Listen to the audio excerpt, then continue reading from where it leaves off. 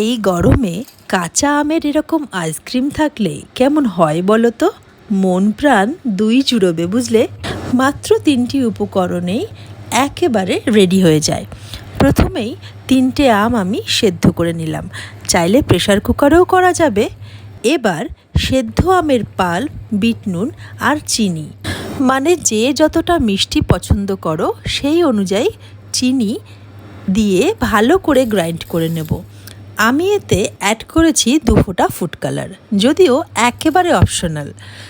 এবার মিশ্রণটাকে ভালো করে ছেঁকে নিয়ে এমন পরিমাণ জল মেশাতে হবে যাতে মিশ্রণটা থাকে একেবারে এই রকম, মানে না পাতলা না ঘন।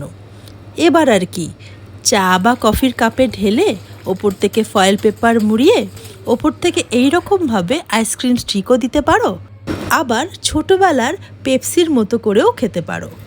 2 রকমভাবেই এই গরমে জাস্ট জমে যাবে। তোমরা কোনভাবে পছন্দ করবে বাড়িতে বানিয়ে জানাতে ভুলো না কিন্তু। ভিডিওটা ভালো লাগলে একটা লাইক করে দিও আর চ্যানেলটা সাবস্ক্রাইব করে পাশে থেকো। টাটা।